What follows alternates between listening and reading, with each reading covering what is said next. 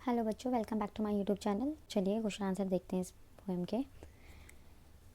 What is the kind of pain and the ache that the poet feels. तो question पूछ रहा है कि किस तरीके का पेन था जो पोएट को फील हो रहा था।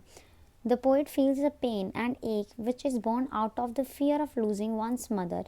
तो जो जो पेन पोएट फील कर रही थी वो तब होता है जब किसी भी व्यक्ति को डर हो, किसका, अपनी माँ को खो देने का। As a child the poet feared being separated from her mother.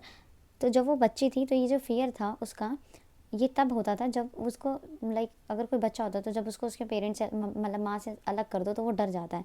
तो वो जो बचपन में उसका फियर था ये वाला कि उसकी माँ से उसको अलग कर दिया जाए तो वो डर लगता था, वो अब बड़े होने के बाद किस फॉर्म में बदल गया है। Now when the mother is old and weak the poetess feels the same fear again. और अब बड़े होने के बाद बच्चे के टाइम पे आपको इतना जीवन मरण का ज्ञान नहीं होता है, तो आपको वो जो डर है ना वो सिर्फ इतने तक ही रेस्ट्रिक्टेड रहता है कि माँ से कोई दूर ना कर दे बच्चे को, या बच्चा नहीं होता है घर में, जब भी हम आते हैं सबसे पहले मम्मी कहाँ है, मम्मी कहाँ है, ये पूछते हैं। ठीक है, तो वो बच्चा जैसे एक छोटे में अपनी माँ को ढूंढ रहा होता है, अब वो बड़े होकर जब हम अंडरस्टैंड करने लग जाते हैं चीज़ों को, लाइफ साइकिल को, तो वो ये डर इसमें तब्दील हो गया है पोइट का कि अब उसे सेपरेट होने का तो डर है अपनी माँ से, लेकिन किस फॉर्म में कि अब जब सेपरेशन होगा वो दोबारा मतलब वो दोबारा रीयूनाइट नहीं हो पाएंगे, क्योंकि अब जो डर है वो उसको अपनी मम्मी की मृत्यु का डर है, सेपरेट होने का डर है, बट आउट ऑफ डेथ। ठीक है, नेक्स्ट क्वेश्चन है, why are the young trees describe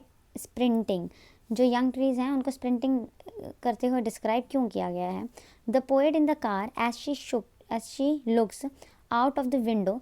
जब पोएट कार में होती है और वो जब अपनी माँ के बारे में ऐसा कुछ सोच रही होती है तो वो अपना ध्यान को कहीं और लगाने के लिए क्या करती है, विंडो की तरफ देखती है, अपने आपको डिस्ट्रैक्ट करने के लिए विंडो की तरफ देखती है। She feels the trees in the distance are racing away. वो ये ऑब्जर्व करती है कि जो ट्रीज़ हैं वो कहाँ जा रहे हैं, दूर होते जा रहे हैं। The young trees remained the poet's of her younger years. तो जो जो यंग ट्रीज़ है ना वो पोएट को याद दिलाते हैं उसके यंगर्स ईयर्स की, which have run by very quickly, जो बहुत तेज़ी से बीता है। मतलब वो जो यंग ट्रीज़ हैं जब वो कार में जा रही है, तो ये आपने ऑब्जर्व किया होगा, ट्रेन वगैरह में भी जाओ तो ट्रेन आगे चलती रहती है, जो हम विंडो से कभी गाँव जाते वक्त अगर हम बाहर से देखते हैं जो खेत और जो ट्रीज़ वगैरह दिख रहे थे धीरे धीरे धीरे धीरे पीछे छूटते जाते हैं, तो वो जो पीछे छूटते हुए पेड़ हैं, वो जो यंग पेड़ हैं, वो उसे याद दिला रहे हैं अपने यंग एरा की, जब वो पोएट जवान थी। तो वो ये ऑब्ज़र्व करती है कि जो जवानी का जो टाइम होता है वो कितनी जल्दी बीत गया है, बहुत जल्दी बीता है। They also remind her of the children who run happily while the old people like her mother can not move.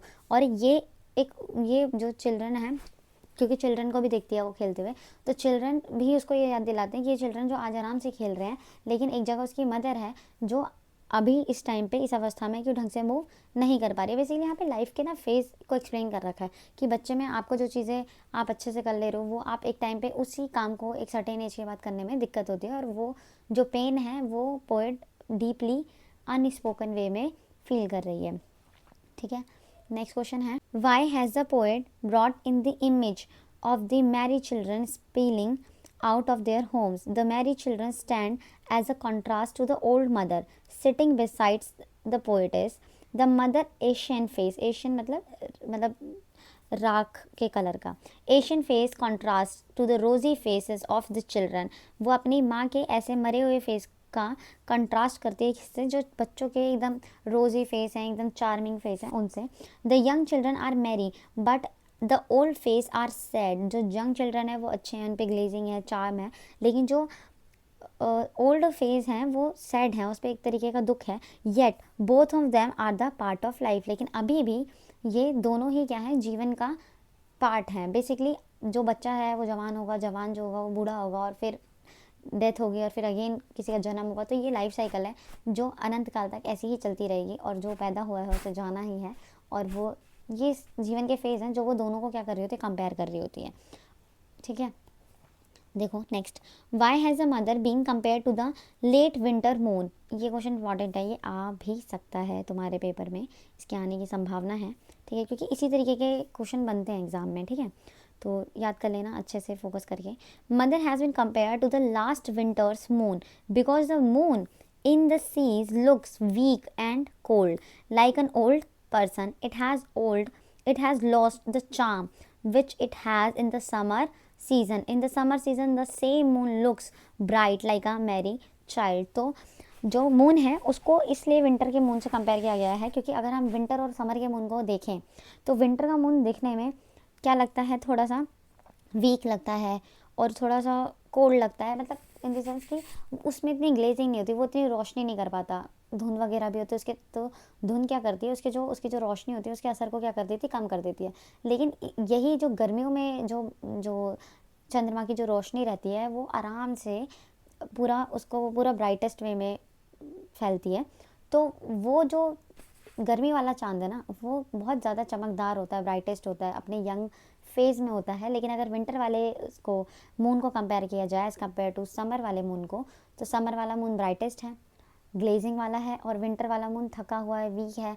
उसकी जो रोशनी है वो उसमें इतनी प्रबलता नहीं है कि वो अपना पूरा जो सही से रोशनी है वो ढंग से फैला पाए, क्योंकि वो क्या है, वीक है, कोल्ड है, और उसके पास उस वक्त वो इतना सक्षम नहीं है. तो इसलिए उसने अपनी माँ के जो वृद्ध अवस्था वाला फेज़ है उसको कंपेयर किया है विंटर मून से, क्योंकि विंटर मून भी वीक लगता है, विंटर मून भी कोल्ड होता है, और वो इतना ज़्यादा उस वक्त ब्राइटेस्ट नहीं होता है. जिस तरीके से उसकी माँ अपने यंग टाइम पे थी, आज वैसी नहीं है. नेक्स्ट क्वेश्चन है, what do the parting words of the poet and her smile signify. ठीक है, तो क्वेश्चन क्या पूछ रहा है, जो उसके वर्ड्स थे और जो उसकी स्माइल थी वो क्या सिग्निफाई कर रही है. The parting words of and the smile of the poet signifies her failure with the words. She feels the pain born out of the fear of separation from her mother who is old and weak. तो basically जो उसकी smile थी और जो उसके words थे वो एक तरीके से उसके फेलियर यहाँ पे फेलियर इस वे में नहीं कि वो किसी काम को करने में फेल हो गई है. यहाँ पे फेलियर इस वे में क्योंकि ये this is the truth of life. तो वो एक ऐसी चीज़ है जिसको वो सत्य है, आप उसको बदल नहीं सकते हो. तो वो उस फेलियर को वो एक्सेप्ट कर रही है, रियलाइज़ कर रही है, और कुछ ना बोलते हुए बस स्माइल कर रही है. उसने सी यू सून अम्मा बोला, वो उस वक्त भी इस होप में कि हम दोबारा मिलेंगे, कहीं ना कहीं ये जानते हो कि अब दोबारा मुलाकात हो या नहीं हो. ठीक है, तो वो सी यू सून अम्मा वो अपनी एक होप भी दे रही है, और वो जो स्माइल है स्माइल से रियलाइज़ भी कर रही है, और ये भी एक्सेप्ट करने की कोशिश कर रही है कि ठीक है जो भी है वो सत्य है, इसमें वो कुछ नहीं कर सकती है. ठीक है, please do like, share, subscribe my channel, comment, और अपने मम्मी पापा के साथ वक्त बिताएं, क्योंकि एक टाइम के बाद आपके पास वक्त होगा, आप होगे, लेकिन वो लोग नहीं होंगे. Thanks for watching my channel.